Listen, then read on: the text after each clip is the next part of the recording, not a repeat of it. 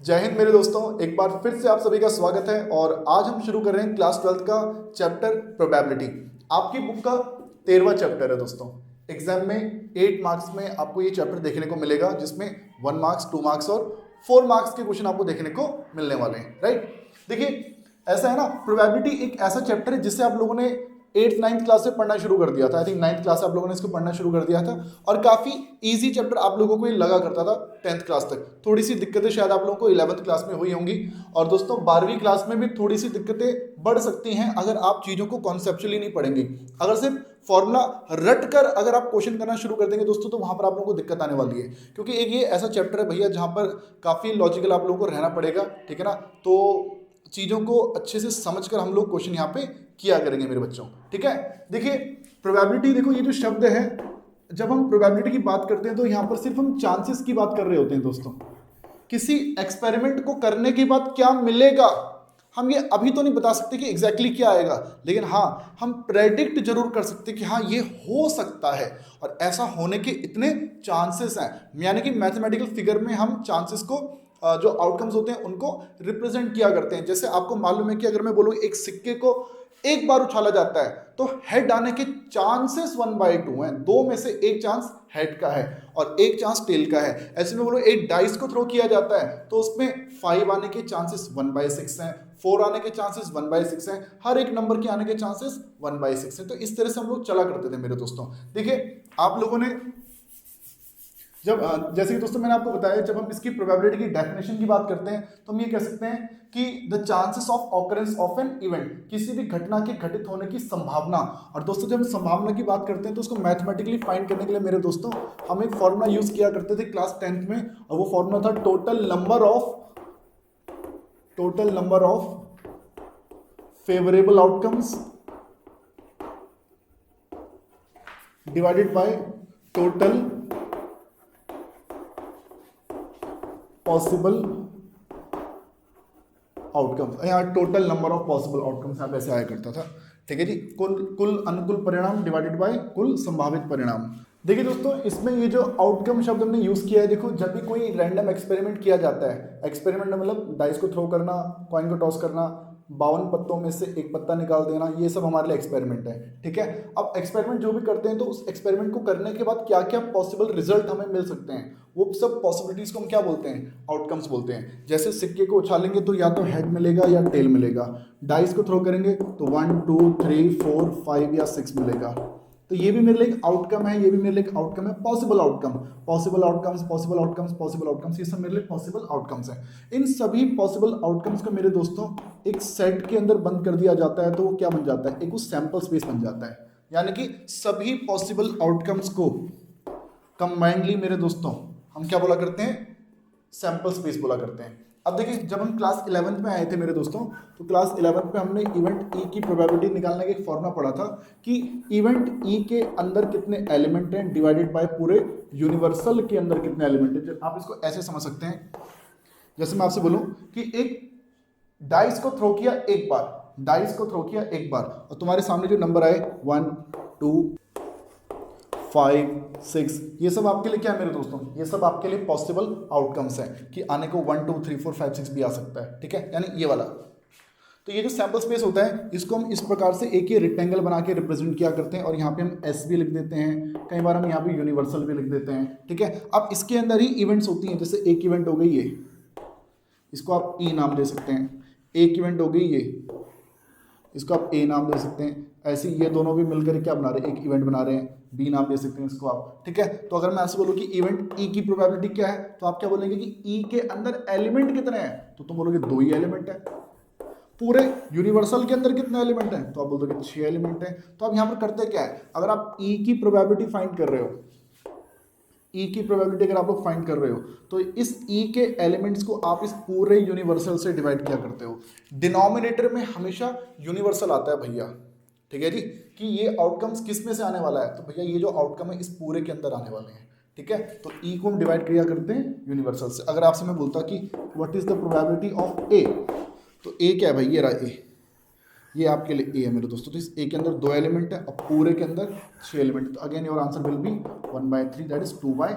3, right. तो ये इस तरह से चला करता है मेरे दोस्तों, और ये आप लोगों ने क्लास 11th में पढ़ा था। देखिए क्लास 12th में देखो क्या चीज़ आने वाली है। अब जरा ध्यानपूर्वक समझिएगा दोस्तों, यहाँ पर हमें समय लगेगा। देखिए मेरे दोस्तों, क्लास 12th में हम लोगों ने सबसे पहले पढ़ना है कंडीशनल प्रोबेबिलिटी। देखो ये कंडीशनल प्रोबेबिलिटी क्या चीज़ है, मैं चाहूँ तो इसका डायरेक्ट देखो एक फॉर्मूला लिख देता हूँ, PA/B equal to probability of A intersection B divided by probability of B। आप इस फॉर्मूले को देखकर अब आप NCERT 13.1 के क्वेश्चंस करना शुरू कर सकते हैं, आपके आंसर आने लग जाएंगे भाई, ठीक है। लेकिन मैं क्वेश्चन अभी शुरू नहीं कर रहा हूँ, मैं थोड़ा सा आपको कॉन्सेप्ट के अंदर ले जाना चाह रहा हूँ। थोड़ा सा सर में दर्द होगा, ठीक है, लेकिन अगर एक बार आप कॉन्सेप्ट समझ गए ना मेरे दोस्तों, तो आप लोगों को भी एक संतुष्टि मिलेगी भाई कि हाँ ऐसा नहीं है कि बस हम रट्टा लगा के क्वेश्चन कर रहे हैं, रट्टा फिक्शन वाला फील नहीं आएगा आप लोगों को। देखिएगा ऐसा है बच्चे, आप लोगों ने एक उदाहरण के माध्यम से समझाऊंगा। आप लोगों ने फुकरे मूवी देख रखी है? फुकरे मूवी, इसमें एक हीरो था हन्नी नाम का, एक हन्नी नाम का हीरो था भाई इसमें, राइट। हन्नी बड़ा होशियार लड़का था यार, और इसमें एक बंदा और था,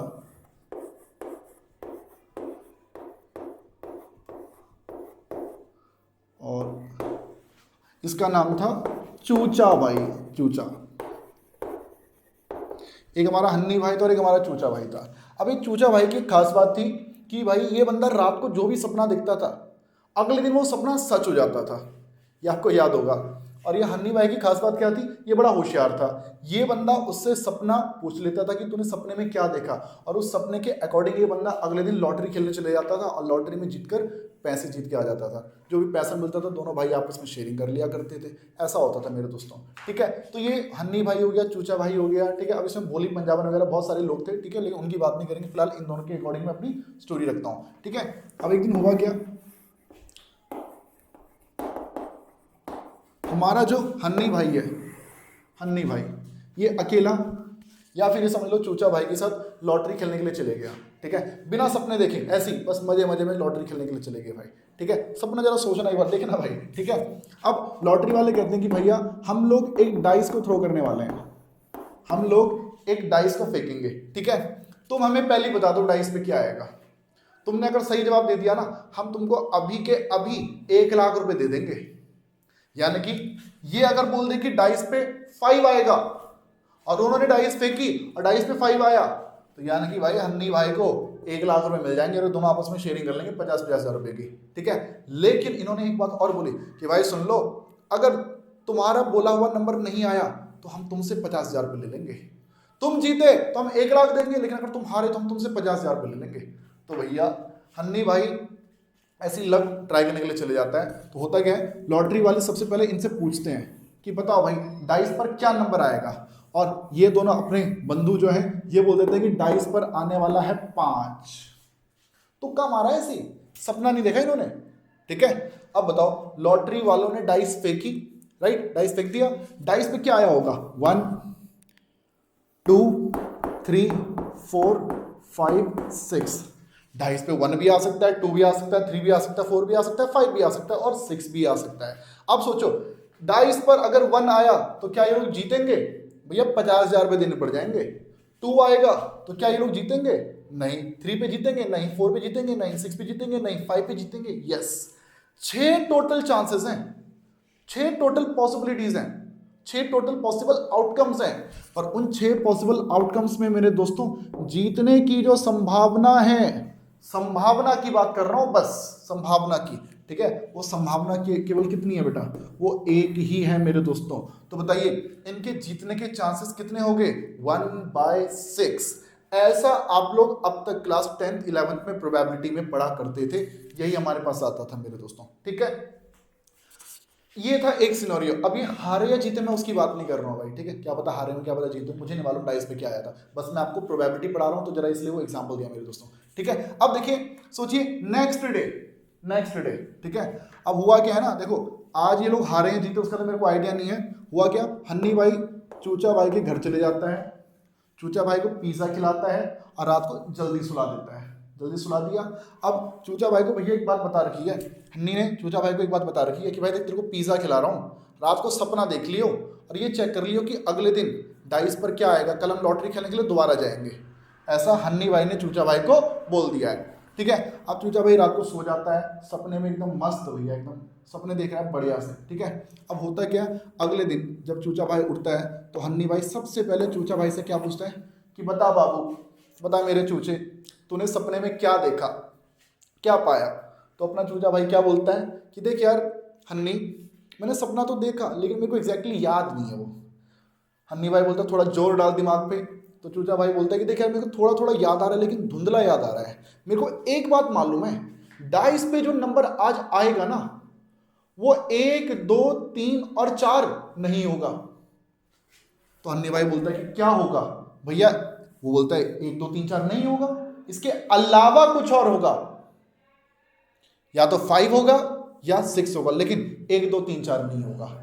अब मेरे दोस्तों अब अगले दिन, ठीक है ना, अब भैया चूचा भाई ने एग्जैक्ट जवाब तो दिया नहीं, बट हाँ इसने थोड़ी सी ना राहत ये दी थी है कि इसने इसको एक बात बता दी है कि भैया 1, 2, 3, 4 तो नहीं आने वाला।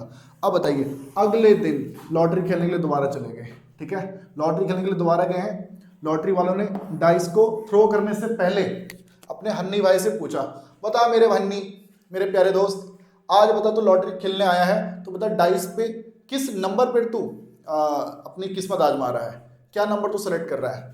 तो हन्नी भाई जरा, अब मैं तुमसे पूछता हूँ, क्या हन्नी भाई क्या इस क्वेश्चन नंबर 1 इस नंबर 1 को सेलेक्ट करेगा? तुम बोलोगे नहीं करेगा। क्या 2 को सेलेक्ट करेगा? नहीं करेगा। 3 को नहीं, 4 को नहीं। अपना हन्नी भाई किसको सेलेक्ट करेगा? या तो 5 सेलेक्ट करेगा या 6 सेलेक्ट करेगा, क्योंकि आंसर जो आना है वो इन दोनों में से ही किसी एक ने आना है। क्यों? क्योंकि भैया हमारे चूचा भाई ने सपना देखा हुआ है। सपना क्या देखा है कि डाइस पर या तो 5 आएगा या 6 आएगा, 1, 2, 3, 4 नहीं आएगा। ठीक है, और इनका सपना कभी झूठा नहीं होता, इनका सपना कभी भी गलत नहीं होता। जो सपना देखते हैं वो सच साबित होता ही है। अगर इसने बोला है कि 1, 2, 3, 4 नहीं आएगा तो वो नहीं आएगा। तो बताओ, क्या तुम अपनी बोली इस 1, 2, 3, 4 पर लगाओगे? तुम नहीं लगाओगे। अब तुम बोली या तो लगाओगे 5 पे या बोली लगाओगे 6 पे। मान लो अपने हन्नी भाई ने आज भी सेलेक्ट कर लिया 5, तो अब बताओ 5 अगर डाइस पे आ जाता है 5 तो ये जीतेगा 1 लाख रुपए, राइट। लेकिन अगर डाइस पे आ जाता है 6 तो ये हार जाएगा 50,000 रुपए। तो मेरे दोस्तों एक बात बताओ, आज इस हन्नी भाई के जीतने के चांसेस कितने हैं? तो तुम बोलोगे भैया आज जो टोटल पॉसिबिलिटीज हमारे सामने बच रही हैं, जो टोटल आउटकम्स हमारे सामने बच रहे हैं वो सिर्फ 2 ही हैं। ये पहले 4 तो पॉसिबल ही नहीं है, क्योंकि चूचा भाई ने मना कर दिया है, संभावना ही नहीं है। संभावना सिर्फ 5 की है या 6 की है, और उन 2 संभावनाओं में भी हमारे जो फेवरेबल है वो सिर्फ एक ही है, यानी कौन है? 5 है। तो मेरे दोस्तों यहाँ पर आज हमारे जीतने के जो चांसेस हैं वो 50-50 हैं। 50% चांसेस जीत भी सकते हैं और 50% चांसेस हम हार भी सकते हैं मेरे दोस्तों। तो देख लो, 5 आने की जो प्रोबेबिलिटी पहले थी वो क्या थी? 1/6। और 5 आने की प्रोबेबिलिटी जो आज है वो आज क्या है? 1/2। भैया 1/6 जो अपना होता है 0.17 के आसपास लगभग कुछ होता है, और 1/2 का जो मतलब है मेरे दोस्तों वो 0.50 होता है। तो मेरे दोस्तों होता क्या है, जो पहले जो सिचुएशन मैंने आपके सामने रखी थी वहां पर आप लोगों ने क्या किया था? आप लोगों ने वहां पर इस 5 के जीतने के जो चांसेस थे बेटा, आपने उसके लिए क्या किया था? 1 को डिवाइड किया था आपने इस पूरे 6 से। 1 को डिवाइड किया था पूरे इस 6 से मेरे दोस्तों, ठीक है। लेकिन जब इसने क्वेश्चन में एक एडिशनल इंफॉर्मेशन और दे दी कि भैया आज जो तुम्हारा आंसर निकलेगा वो 1, 2, 3, 4 नहीं होगा, वो 5 होगा या 6 होगा, तो आपने उसके बिहार पर बेटा अब आप लोगों ने इस पूरे इस 1 को 6 से डिवाइड नहीं किया, आज आपने इसको किससे डिवाइड किया? 2 से डिवाइड किया दोस्तों। तो होता क्या है, जब क्वेश्चन में कुछ एडिशनल इंफॉर्मेशन दे रखी होती है, किसी एक इवेंट की प्रोबेबिलिटी फाइंड करनी होती है, लेकिन जो इंफॉर्मेशन ना बढ़ा दी जाती है, तो इस तरह के जो क्वेश्चन होते हैं मेरे दोस्तों, इसको क्या बोल दिया जाएगा? Conditional probability. किसी एक इवेंट की प्रोबेबिलिटी निकालनी तो है, लेकिन इसमें एक कंडीशन ऐड कर दी जाती है मेरे दोस्तों, ये हमारे लिए कंडीशनल प्रोबेबिलिटी। इस पूरे चैप्टर में मेरे बच्चों हमको इसी तरह की चीजें पढ़नी है, ठीक है। अभी मैंने बस आपको ये इस चैप्टर का एक ओवरव्यू देने की कोशिश करी है कि कैसे क्वेश्चन हमारे सामने आने वाले हैं। अब इसी चीज को बड़ा एक फॉर्मूले के माध्यम से मैं आपको ये समझाने वाला हूं कि भाई ये चीज हुई क्या है। ये समझ लीजिए कि आप एक डाइस को थ्रो करते हो, अ dice is throne, a dice is throne. बताइए, जब मैं बोलता हूँ एक डाइस को थ्रो किया गया, तो तुम्हारे दिमाग में नंबर क्या आए? नंबर क्या आ रहे हैं भाई तुम्हारे दिमाग में? तुम बोलोगे नंबर आ रहे हैं 1, 2, 3, 4, 5 और 6। अब मैं तुमसे बोल देता हूं कि एक इवेंट है ई, उसका मतलब है गेटिंग एन इवन नंबर। तो तुम्हारे दिमाग में क्या आएगा, 2 4 6। क्या बता सकते हैं इस इवन नंबर के आने की प्रोबेबिलिटी क्या होगी? तो तुम बोलोगे इवन नंबर के आने की जो प्रोबेबिलिटी होगी, टोटल इवन नंबर है 3 और टोटल नंबर कितने हैं 6। तो मेरे दोस्तों आंसर कितना आया 1/2, राइट। अगर मैं बोलूं एक इवेंट है F number greater than 4। Greater than number 4 कौन कौन से होते हैं? आप बोलोगे या तो 5 होता है या 6 होता है। तो अगर मैं आपसे बोलूं कि इस f की प्रोबेबिलिटी क्या हो जाएगी, यानी ग्रेटर देन 4 नंबर आने की प्रोबेबिलिटी क्या हो जाएगी, तो यहां पर भी आप आंसर क्या कर देंगे 2/6। यानी जो एग्जाम्पल मैंने अभी आपको चूजा हनी भाई के माध्यम से दिया था उसी को बेटा अब मैं यहाँ पे डायरेक्ट लिख रहा हूँ। ओके, तो यहाँ पर भी आपने क्या कर दिया, इवन नंबर की प्रोबेबिलिटी निकालने के लिए आपने इन 3 को डिवाइड किया पूरे 6 से, और ग्रेटर देन 4 के इसमें बेटा यहाँ पे आपने 2 को डिवाइड किया किससे, इस पूरे 6 से, राइट। यहाँ पर आपका आंसर बन गया 1/3। अब क्वेश्चन में कर देते हैं change. You throw a dice, तुमने एक डाइस फेंकी मेरे दोस्तों, ठीक है, डाइस फेंकी, तो तुम्हारे दिमाग में क्या नंबर आ रहे हैं? तुम्हारे दिमाग में आ रहा है 1 2 3 4 5 6, ठीक है। फिर मैंने आगे एक इंफॉर्मेशन और दे दी, if you get a number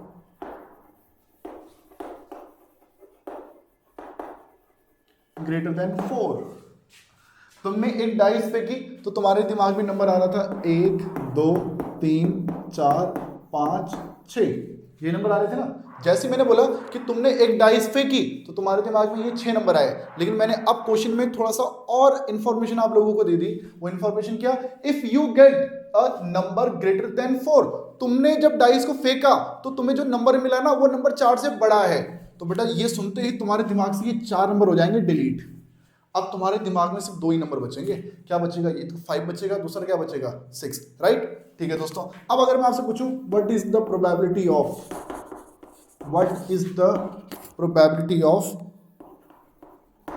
getting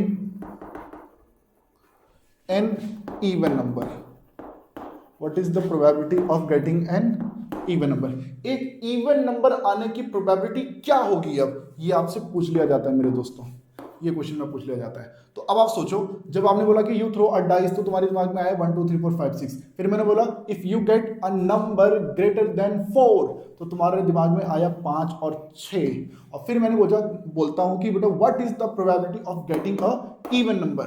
तो बेटा अब आपने क्या बोल दिया कि अब जो इवन नंबर की प्रोबेबिलिटी है, अब जो इवन की प्रोबेबिलिटी है वो इवन तो एक ही है ना, तो अब आप आंसर क्या बोल देंगे मेरे दोस्तों, अब आप बोल देंगे 1/2।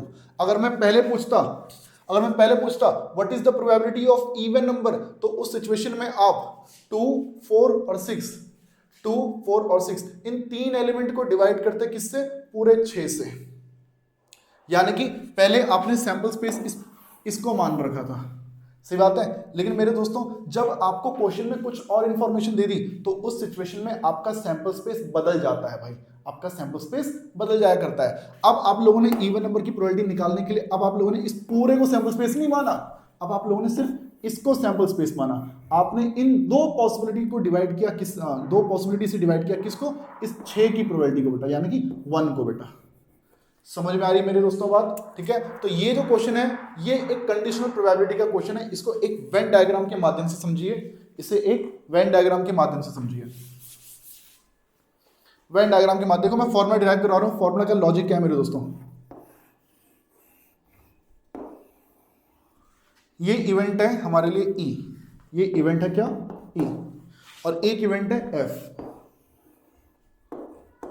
आपने एक डाइस को थ्रो किया, डाइस को थ्रो करते हो तो इवन नंबर भी आ सकता है और कुछ और भी आ सकता है। इवन नंबर आने का मतलब होगा 2 4 6, ये आपके लिए इवेंट होगी ई। और इवेंट एफ क्या मेरे दोस्तों, एफ ग्रेटर देन 4, और ग्रेटर देन 4 में बेटा क्या क्या आता है, एक तो 5 आता है और 6 तो बेटा मैं ऑलरेडी लिख ही चुका हूं। तो अब एक चीज इसमें देखेंगे, ये जो 6 है मेरे दोस्तों 6, ये इस ई में और इस एफ में दोनों में क्या है, कॉमन है, राइट। अच्छा देखो जब डाइस को थ्रो करते हैं ना तो आने को तो 1 भी आ सकता है, 2 भी आ सकता है, 3 भी आ सकता है, 4 5 और 6, ठीक है। लेकिन ये जो 1 और 3 है ना तो वो ई के अंदर है ना ही वो एफ के अंदर है। अब इस क्वेश्चन में अगर मैं आपसे सिर्फ पूछता कि what is the probability of even number, यानी कि मैं आपसे पूछता what is the probability of E, तो आप क्या बोलते? आप लोग जवाब देते कि number of elements in E divided by number of elements in universal. अब ई में कितने एलिमेंट हैं? आप बोल दोगे एलिमेंट इसमें है 3, और यूनिवर्सल में कितने एलिमेंट है मेरे दोस्तों? आप लोग जवाब दे दोगे 6, और आपका आंसर क्या आ जाता? 1/2 आ जाता। ठीक है, यही होता। लेकिन अगर आप क्वेश्चन, अगर ये जो चीज बताई बेटा मैंने, ये वाली बात बताई है, राइट। अब अगर मैं इस क्वेश्चन के अकॉर्डिंग आऊं, प्रोबेबिलिटी ऑफ इवन नंबर, अब इवन नंबर की प्रोबेबिलिटी क्या होगी? If die shows greater than 4, ये क्वेश्चन आ गया बेटा आपके सामने। भाई देखो, जब मैं बोलता हूं प्रोबेबिलिटी ऑफ इवन नंबर, तो तुम्हारे दिमाग में 2 भी चल रहा था, 4 भी चल रहा था, 6 भी चल रहा था, लेकिन मैंने क्या बोल दिया? If die shows greater than 4, die ने क्या शो किया? वो नंबर जो 4 से बड़ा है, और 4 से बड़ा है यानी कि अब आपके दिमाग से 2 कट जाएगा, 4 भी आपके दिमाग से कट जाएगा, अब आपके दिमाग में सिर्फ क्या बचेगा? 6, यानी कि अब आपको 6 की प्रोबेबिलिटी फाइंड करनी है। अच्छा, जब मैं बोलता हूं कि डाई शोज ग्रेटर देन 4, तो सैंपल स्पेस ही बेटा आप लोगों के लिए बदल जाता है। पहले सैंपल स्पेस क्या था? 1 2 3 4 5 6, पहले सैंपल स्पेस ये पूरा था मेरे दोस्तों आप लोगों के लिए, लेकिन अब आपका जो सैंपल स्पेस है वो 1 2 3 4 5 6 नहीं रहा। अब आपके दिमाग से बेटा ये जो 1 2 3 4 5 और 6 जो था मेरे दोस्तों, जैसे ही आपने बोल दिया कि डाई शोज ग्रेटर देन 4, उस सिचुएशन में आपके दिमाग से ये 4 एलिमेंट हट गए, और अब आपके दिमाग में सिर्फ क्या बचता है बेटा? ओनली 5 और 6, और ये 5 और 6 मेरे दोस्तों अब मेरे लिए एक नया सैंपल स्पेस है। और इस नए सैंपल स्पेस के अंदर बताइए, क्या मुझे इवन नंबर मिल सकता है? क्या इस नए सैंपल स्पेस के अंदर दोस्तों क्या मुझे इवन नंबर मिल सकता है? तो आप बोलेंगे यस मिल सकता है। ये रहा, ये वाला पोर्शन मेरे दोस्तों, ये वो हिस्सा है जो ई और एफ दोनों में कॉमन है, यानी कि आप लोगों ने जवाब देना है कि इस 2 में से केवल एक ही एलिमेंट, 2 टोटल आउटकम्स है, या तो 5 आएगा या 6 आएगा, लेकिन उसमें से इवन नंबर कौन है दोस्तों? वो 6 है, यानी कि एक ही एलिमेंट है। तो आपका आंसर क्या होना चाहिए था दोस्तों? आपका आंसर होना चाहिए था 1/2, यानी कि आप लोगों ने इसमें एक्चुअल में किया क्या? आप लोगों ने ये देखा कि एफ में कितने एलिमेंट हैं, और न्यूमरेटर में 1 लिखा ना 1, और आप लोगों ने ये देखा इस इंटरसेक्शन में ई और एफ के इंटरसेक्शन में कितने एलिमेंट हैं। आपने ई और एफ के इंटरसेक्शन को डिवाइड कर दिया एफ के एलिमेंट से बेटा, ई इंटरसेक्शन एफ को डिवाइड कर दिया आप लोगों ने एफ से, और आपको आपका आंसर मिल गया कितना? 1/2। मेरे दोस्तों ये है कंडीशनल प्रोबेबिलिटी, लेकिन अभी भी फॉर्मूला नहीं बना, ये जो ई इंटरसेक्शन एफ है अपॉन में क्या है? एफ। अगर मैं इसको यूनिवर्सल से डिवाइड कर दूं, और इसको भी बेटा मैं यूनिवर्सल से डिवाइड कर दूं, तो जरा सोचिए, क्या इस चीज को हम ये नहीं बोल सकते कि ये प्रोबेबिलिटी बन गई ई इंटरसेक्शन एफ की? जब मैं इसको डिवाइड कर दूं मेरे दोस्तों यूनिवर्सल से, तो आप लोग क्या बोल सकते हैं कि ये प्रोबेबिलिटी बन गई एफ की। और मेरे दोस्तों इसको सॉल्व करके जो आंसर आता है, this is the probability of getting an even number when die shows a number greater than 4। और मेरे दोस्तों जो मीनिंग है ई बाई एफ का, वो मीनिंग क्या है? ई बाई एफ, जब भी कभी हम बोलते हैं probability of E by F, तो इसका मतलब क्या है दोस्तों? अब से देखो, अब क्वेश्चन करना शुरू करेंगे भाई, ठीक है। कॉन्सेप्ट आप लोगों को मैंने बताया, ठीक है। अब इसमें क्वेश्चन बताऊंगा, लेकिन फिलहाल अभी जरा इसका फॉर्मूला देख लीजिए। फॉर्मूला बेटा मैंने क्या बताया? जब भी ई बाई एफ फाइंड करना हो तो न्यूमरेटर में क्या लिखा करेंगे? ई और एफ का इंटरसेक्शन, लेकिन अपॉन में क्या आएगा बेटा? एफ आएगा। इसका मतलब क्या है दोस्तों?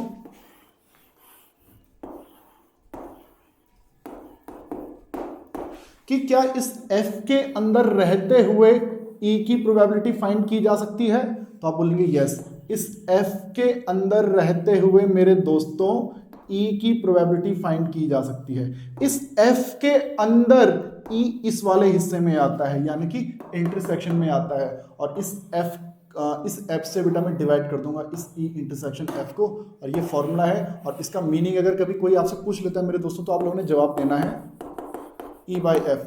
इसका मीनिंग है टू फाइंड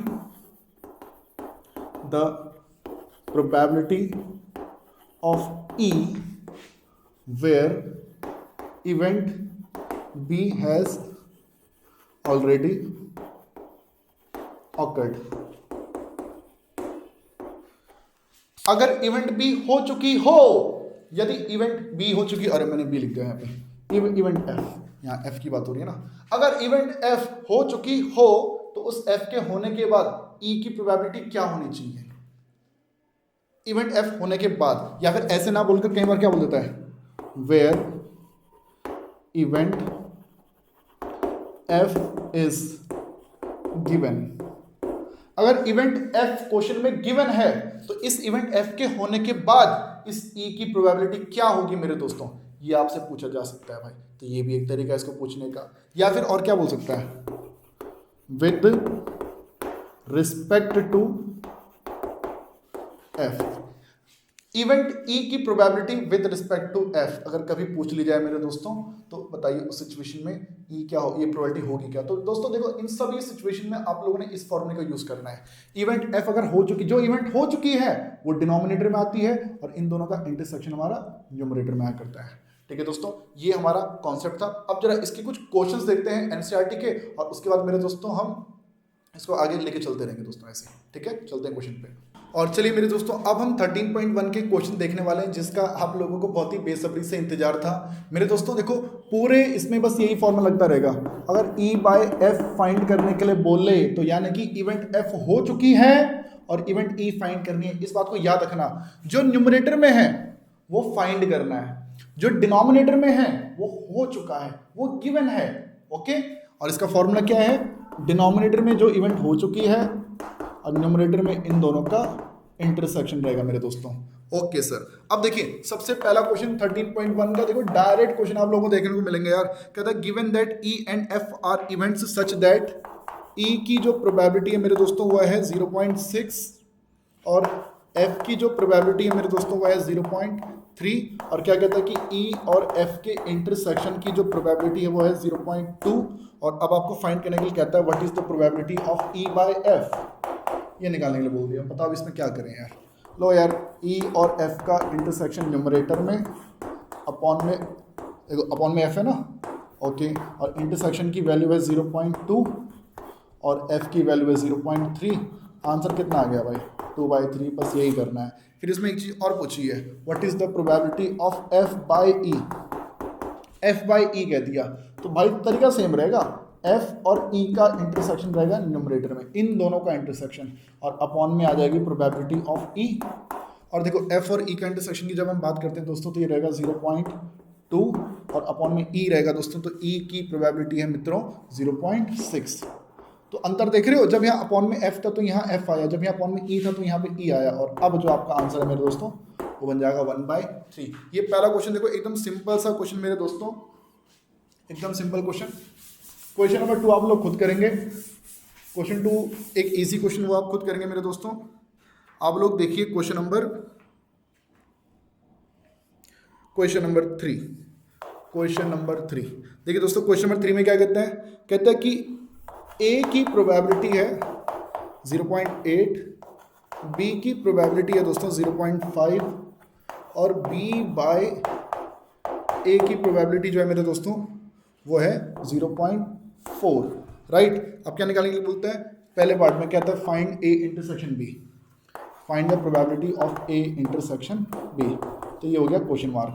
तो मेरे दोस्तों ऐसा है ना, पी बी बाई ए, ये जो क्वेश्चन में गिवन है इसका मतलब क्या होता है, न्यूमरेटर में इन दोनों का इंटरसेक्शन, ए और बी का इंटरसेक्शन, और अपॉन में प्रोबेबिलिटी ऑफ ए की प्रोबेबिलिटी अपॉन में आ जाएगी। यानी कि ए और बी का इंटरसेक्शन तो मुझे मालूम नहीं है भाई, लेकिन हाँ पी बी बाई ए की वैल्यू मालूम है, कितनी 0.4। इंटरसेक्शन मुझे मालूम नहीं है दोस्तों, अपॉन में ए की प्रोबेबिलिटी, और ए की जो प्रोबेबिलिटी है वो है 0.8। तो ये बन गया ए इंटरसेक्शन बी, और 8 × 4 ये बन जाएगा 0.32। पहले पार्ट का आंसर आ गया भाई। ठीक है दोस्तों, फिर इसमें आगे क्या कहता है क्वेश्चन में, आगे कहता है दोस्तों कि also find A by B, probability निकालनी है ए बाई बी की। बी बाई ए दे रखा है, अब इसको उल्टा करके मत बैठ जाना, ठीक है ना। न्यूमरेटर में रहेगा ए और बी का इंटरसेक्शन, इन दोनों का इंटरसेक्शन, और अपॉन में आ जाएगी बी की प्रोबेबिलिटी और बी की प्रोबेबिलिटी। ए और बी का इंटरसेक्शन हमने अभी निकाला 0.32 और बी की जो प्रोबेबिलिटी है मेरे दोस्तों, बी की जो प्रोबेबिलिटी वो है 0.5। अब 0.5 का मतलब होता है 50, राइट। इसको डिवाइड करेंगे तो बन जाएगा 0.64, ठीक है। ये भी अपन के पास आ गया। और फिर इसके थर्ड पार्ट में कहता है दोस्तों, तीसरे पार्ट में कहता है कि also find the value of A union B, A union B की प्रोबेबिलिटी फाइंड करो।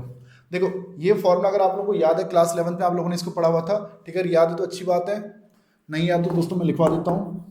और ऐसे कुछ और भी फॉर्मूले थे वो मैं आपको नेक्स्ट वीडियो में लिखवाऊंगा। आपकी इसी तरह से बेटा वीडियोस आते रहेंगे प्रोबेबिलिटी में, 30, 35, 40 मिनट की वीडियोस बेटा मैं बनाऊंगा और 7-8 वीडियोस बना के बेटा मैं ये चैप्टर पूरा खत्म करूंगा।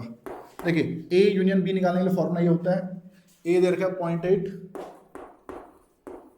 0.5 और इंटरसेक्शन है हमारे पास 0.32, तो 130 माइनस 92 और 32 98, और ये हमारा आंसर आ गया दोस्तों, ठीक है। तो ये कुछ इजी क्वेश्चन है दोस्तों। अब मैं आपको लेके चल रहा हूँ स्टेटमेंट वाले क्वेश्चन की तरफ। मैं आपको लेके चल रहा हूँ दोस्तों क्वेश्चन नंबर 6 की तरफ। अ coin is tossed 3 times, coin को 3 बार टॉस किया मेरे दोस्तों। तो क्या आप लोगों को मालूम है जब कॉइन को 3 बार टॉस करते हैं तो टोटल जो आउटकम्स होते हैं, कॉइन के लिए रूल होता है कि कॉइन को अगर 1 बार टॉस किया तो 2 आउटकम्स बनेंगे, 2 बार टॉस किया तो 4 आउटकम्स बनेंगे, कॉइन को 3 बार टॉस किया तो 2 की पावर 3 8 आउटकम्स बनेंगे, कॉइन को 4 बार टॉस किया तो कुल मिला के 16 आउटकम्स बनेंगे। ऐसा एक तरीका चलता रहता है मेरे दोस्तों, ठीक है। अब देखिए जब कॉइन को 1 ही बार टॉस करते हो तो या तो हेड आता है या टेल आता है, कॉइन को जब 2 बार टॉस करते हो तो HT TH HH TT यही आता है, ठीक है। कॉइन को जब 3 बार टॉस करते हो तो 8 आउटकम होते हैं ना। अब इसको लिखने का तरीका देख लो, जिसको आता है बहुत अच्छी बात है, जिसको नहीं आता वो सीख लेना। टोटल 8 आउटकम बनेंगे, 8 का आधा होता है 4, 4 बार H लिखो, 4 बार टेल लिखो, 4 का आधा 2 बार H लिखो, 2 बार टेल लिखो, 2 बार H लिखो, 2 बार टेल लिखो, फिर 2 का आधा 1 बार H, 1 बार टेल, 1 बार H, 1 बार टेल, 1 बार H, 1 बार टेल, 1 बार H और 1 बार टेल। तो आप देख सकते हैं आपके 8 के 8 आउटकम्स बन चुके हैं, ठीक है। अब देखिए ये जो क्वेश्चन है ना, इस क्वेश्चन में हमें 2 इवेंट दे रखी हैं, एक इवेंट है E और एक इवेंट है F। हमें क्वेश्चन में फाइंड करना है probability of E by F, ये फाइंड करना है, ठीक है, ये फाइंड करना है। और इवेंट E का जो मतलब है दोस्तों, वो E का मतलब क्या है, head on third toss, head on third toss, okay. और इवेंट F का मतलब क्या है, head on first 2 toss, head on first 2 toss. देखिए मेरे दोस्तों जरा समझिएगा ध्यानपूर्वक, देखो डायरेक्ट आंसर बन जाएगा भाई। देखो कैसे, अगर मैं कुछ ना बोलूं, फिलहाल अगर मैं इसकी बात ना करूं, अगर मैं आपसे पूछता what is the probability of E head on third toss, head on third toss देखकर बेटा मेरे माइंड में एक तो ये आ रहा है कि तीसरी बारी में हेड आना चाहिए, एक ये आ रहा है, एक ये भी आ रहा है भाई, और एक ये भी आ रहा है, ये 4 एलिमेंट आ रहे हैं। अगर सिर्फ E की प्रोबेबिलिटी पूछी होती तो मैं आंसर बोल देता 4 के बट्टे में 8, आंसर क्या बोल देता 1/2, ठीक है। अगर बोलता हेड ऑन फर्स्ट 2 टॉस, अगर सिर्फ F की प्रोबेबिलिटी पूछी होती तो हेड ऑन फर्स्ट 2 टॉस, इसका मतलब क्या है, एक तो ये हो गया, एक ये हो गया, और भी कोई है, और कोई नहीं है भाई, HHHHHT। तो मैं आंसर क्या बोल देता 2 के बट्टे में 8, सही बात है। लेकिन क्वेश्चन का भैया मीनिंग ही अब बदल चुका है, अब हम कंडीशनल प्रोबेबिलिटी की बात कर रहे हैं। हमें क्या फाइंड करना है, E बाई F। तुमने एक सिक्के को 3 बार उछाला, तुम्हारे सामने ये सब आ गए दिमाग में, पर मैंने क्वेश्चन में तुम्हें एक एडिशनल इंफॉर्मेशन दे दी, और वो इंफॉर्मेशन मैंने तुम्हें क्या दी कि हमने भैया जब कॉइन को टॉस किया था 3 बार, तो पहली बारी में भी हमें हेड मिला और दूसरी बारी में भी हमें हेड मिल चुका है, पहली बारी में भी हेड मिल चुका है और दूसरी बारी में भी हेड मिल चुका है, तीसरी बारी में क्या मिला भाई हम वो तुम्हें नहीं बता रहे हैं। तुम खुद दिमाग लगाओ ना, खुद सोचो, अगर हेड ऑन फर्स्ट 2 टॉस हो चुका है, पहली बारी में भी हेड मिल चुका है, दूसरी बारी में भी हेड मिल चुका है, तीसरी बारी में या तो टेल मिला होगा या तीसरी बारी में भी हेड मिला होगा। तो यही तो दो पॉसिबिलिटी है भाई, और क्या बन रही है, ठीक है। तो यही तो दो एलिमेंट है भैया, इसके अलावा तो और कुछ है नहीं ना। यानी आपके दिमाग से अब ये सब कैंसिल हो जाना चाहिए, ये सब आपके दिमाग में कुछ भी नहीं बचना चाहिए। क्यों? क्योंकि ये इवेंट हो चुकी है, जो इवेंट हो चुकी है हमें सिर्फ उससे मतलब रखना है। अब ये बताओ, क्या इस एफ के अंदर मेरे दोस्तों ये ई भी सेटिस्फाई होता है? क्या इस एफ के अंदर मेरे दोस्तों ये ई भी सेटिस्फाई होता है कि नहीं होता है? देखो ई क्या कहता है, हेड ऑन थर्ड टॉस, तीसरे टॉस पे हेड दिख रहा है। इन दोनों में से कितने एलिमेंट ऐसे हैं जो ई को भी सेटिस्फाई करते हैं? तो तुम बोलोगे भैया एक ही एलिमेंट है। तो मेरे दोस्तों को मुबारक हो, आपका आंसर आ चुका है कितना, वो बन चुका है 1/2। ठीक है, खत्म, क्वेश्चन खत्म हो गया भाई यहाँ पे। लेकिन देखो अगर तरीके से देखो फॉर्मूले के अकॉर्डिंग चलोगे, फॉर्मूला क्या कहता है, ई बाई एफ निकालो। तो ई बाई एफ के लिए मेरे दोस्तों न्यूमरेटर में लिखा जाता है इंटरसेक्शन, अपॉन में प्रोबेबिलिटी लिखी जाती है किसकी, एफ की। तो सोचो हेड ऑन थर्ड टॉस, ये सुनकर तुम्हारे दिमाग में एक तो आएगा,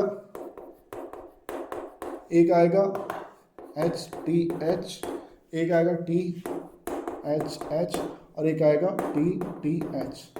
ये चार एलिमेंट आएंगे। बताओ ई में और एफ में कॉमन क्या है? ई में और एफ में कॉमन, कॉमन का मतलब इंटरसेक्शन क्या है दोस्तों, कॉमन एलिमेंट। तो तुम बोलोगे भैया एच एच एच, ये भैया ये एकमात्र एलिमेंट है जो दोनों में कॉमन है। ये नहीं है, ये भी नहीं है, और ये और कोई कॉमन नहीं है।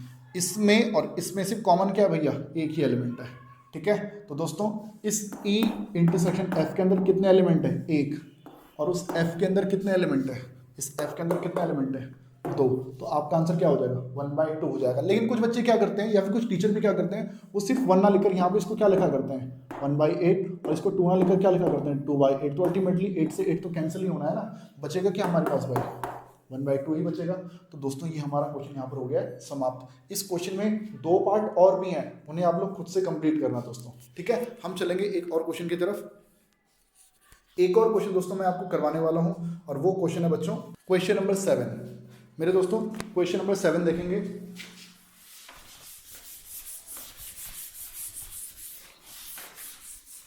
Question number 7 guys, question number 7 में क्या कहता है, 7 आपकी स्क्रीन पर है, देखो कह रहा भाई कि क्वेश्चन नंबर 7 में 2 कॉइन्स आर टॉस्ड वंस। भैया 2 कॉइन्स को हमने टॉस किया, और उनको इसको सुनते ही तुम्हारे दिमाग में भैया H H, H T, T H और टी टी, ये पहली दौड़ पड़ेगा। ये तो बन गया सैंपल स्पेस। ठीक है, हालांकि इसका इतना रोल अब रहता नहीं है, अगर इसको आप ना भी लिखो तो भी चलेगा, बट ठीक है अभी स्टार्टिंग है तो आपको समझाने के लिए मैंने लिख दिया। अब देखिए फिर क्या कहते हैं, इवेंट ई का मतलब क्या है, tail appear on 1 coin, tail on 1 coin. किसी जब देखो जब टेल ऑन 1 कॉइन कह रहा है ना, तो इसका मतलब क्या है, एग्जैक्टली 1 कॉइन। समझ जाना भाई इस बात को। अगर 2 कॉइन की बात कर रहा होता तो बोल देता tail appear on 2 coin, but इसने क्या बोला, टेल आना चाहिए सिर्फ एक ही कॉइन पे। ठीक है, ओके। तो देखो टेल ऑन 1 कॉइन सुनते बेटा तुम्हारे दिमाग में एक तो आएगा एच टी, दूसरा आएगा टी एच, राइट। और इवेंट एफ क्या है मेरे दोस्तों, इवेंट एफ क्या है बच्चों, इवेंट एफ कहता है कि 1 कॉइन शोज हेड, एक कॉइन हेड शो करता है भैया, 1 कॉइन शोज हेड। और जब एक कॉइन हेड शो करता है यानी कि एग्जैक्टली एक ही कॉइन हेड शो करता है, तो देखो ये नहीं लेंगे, एच टी ले लेंगे और टी एच ले लेंगे। ठीक है दोस्तों, तो सोचो क्या इन दोनों में से कोई एलिमेंट है जो इन दोनों को सेटिस्फाई करता हो, क्या इन दोनों में से ऐसा कोई एलिमेंट है जो इन दोनों को सेटिस्फाई करता हो? तो तुम बोलोगे यस दोनों ही कर रहे हैं, एच टी टी एच दोनों ही, ऐसे ही नहीं है भैया। तो आंसर सिंपली हमारा क्या हो जाना चाहिए, इस एफ के अंदर हैं 2 एलिमेंट, और इन दोनों में से कितने ऐसे हैं जो उसको सेटिस्फाई कर रहे हैं? तो बोलोगे दोनों ही कर रहे हैं। तो आंसर क्या हो जाएगा, 2/2, और अपन का आंसर क्या आ जाएगा, 1। अदरवाइज आप चाहो तो फॉर्मूले के अकॉर्डिंग मेरे दोस्तों आप सबसे पहले फाइंड कर सकते हो ई इंटरसेक्शन एफ, और एच टी कॉमन है, टी एच कॉमन है, तो दोनों ही एलिमेंट कॉमन है भैया। तो इंटरसेक्शन की जगह बेटा मैंने 2 लिख दिया, और एफ की जगह मैंने 2 लिख दिया, और आंसर कितना आ गया, 1। कुछ बच्चे ऐसे ना लिखकर मेरे दोस्तों इस इंटरसेक्शन एफ के जो दो एलिमेंट है उसको इस पूरे सैंपल स्पेस से डिवाइड क्या करते हैं, और आप चाहो तो ऐसे भी कर सकते हो, तब भी आपका आंसर में वही आना मेरे दोस्तों। तो बच्चों यहाँ पर ये वीडियो हमारी हो जाती है समाप्त, ठीक है। प्रोबेबिलिटी का जो बेसिक्स था मेरे दोस्तों कि कॉन्सेप्ट क्या है, थोड़ा सा मुश्किल आप लोगों को लगा होगा शुरुआत में, क्योंकि फॉर्मूले का जो लॉजिक था उसको समझाना मैं चाह रहा था आप लोगों को, ठीक है। और बहुत से बच्चों को समझ में आया भी होगा, वरना देखो एक तरीका क्या होता है कि डायरेक्ट फॉर्मूला लिखवाकर सीधा क्वेश्चन करवाने शुरू कर दो, और आप देख भी सकते हैं फॉर्मूला अगर लिखा हो तो हमारे आंसर बड़े इजीली बन भी रहे हैं, लेकिन उसमें बेटा फिर फॉर्मूला डिराइव कैसे हुआ वो लॉजिक शायद आप लोग नहीं समझ पाते, तो उसके लिए बेटा मैंने आपको लंबी चौड़ी कहानियां यहाँ पर सुनाई है, ठीक है। इस क्वेश्चन के जितने भी इस एक्सरसाइज के 13.1 के जितने भी क्वेश्चंस हैं उन्हें आप कीजिए बच्चों, ठीक है। जिनमें दिक्कत आएगी वो क्वेश्चन नंबर बेटा कमेंट सेक्शन में डाल देना, मैं नेक्स्ट वीडियो बनाऊंगा तो उसमें बेटा वो सब क्वेश्चन बेटा मैं आपको सॉल्व करवाऊंगा दोस्तों, ठीक है। कहीं दिक्कत आई तो कमेंट करते रहा करो, मैं आप सबको उस पर रिस्पॉन्स किया करूंगा। अच्छा दोस्तों, जाते जाते आप लोगों को एक इन्फॉर्मेशन मैं और दे देता हूँ। आने वाली ये जो 28 और 29 नवंबर है, इन 2 डेट्स पर अनअकैडमी के द्वारा आप सभी बच्चों के लिए एक फ्री कैरियर क्विज ऑर्गेनाइज की जा रही है मेरे दोस्तों, ठीक है। आप सभी बच्चे अब 12वीं के पेपर अब कुछ दिनों में देंगे, और फिर उसके बाद आप लोगों ने डिफरेंट डिफरेंट फील्ड्स में जाना है। तो देखिए ऐसे क्या होता है ना, कई बार हमारे कुछ बच्चे बहुत कंफ्यूज रहते हैं अपने करियर को लेकर कि भैया हमें किस फील्ड में जाना है। तो मेरे दोस्तों, आपके जो इंटरेस्ट हैं, जो आपके पैशन है, उस पैशन को, उस इंटरेस्ट को कैसे आप अपने कैरियर में चेंज कर सकते हो मेरे दोस्तों, कैसे आप उससे अपना करियर बना सकते हो, तो इस सब में मेरे दोस्तों अनअकैडमी आपकी हेल्प करने वाली है, ठीक है। 2 दिन का एक फ्री समिट है, ठीक है। इसको ज्वाइन कीजिए, और ज्वाइन करोगे भैया तो कुछ ना कुछ फायदा आप लोगों को जरूर मिलेगा। लॉकडाउन में वैसे आप लोग घर में बैठे हुए हैं, ठीक है, कुछ करने को मिलेगा आप लोगों को उसमें भी, ठीक है ना, कुछ ज्ञान की बातें आपको उसमें सीखने को मिलेंगी। तो देखो ऑल इंडिया लेवल के जो हमारे जो एक्सपर्ट्स हैं डिफरेंट फील्ड्स के, ठीक है, जैसे हमारे इंजीनियरिंग में हमारे सोनम वांगचुक हो गए, उसके अलावा हमारे कुछ और भी जो एक्सपर्ट हैं वो हमारे इस 28 और 29 नवंबर वाले समिट में आप लोगों को गाइड करने वाले बच्चों, ठीक है। तो ज्वाइन कीजिए, आपका फायदा होगा, ठीक है। उसके लिए खुद को सबसे पहले आप लोगों को अनअकैडमी पे रजिस्टर भी करना होगा, उसका लिंक मेरे दोस्तों मैंने डिस्क्रिप्शन बॉक्स में दे दिया है, तो उसके थ्रू आप इस क्विज को ज्वाइन कर सकते हैं, ठीक है। तो चलिए मिलते हैं आप लोगों से नेक्स्ट वीडियो में, अपना ध्यान रखिएगा। जय हिंद, जय भारत, वंदे मातरम।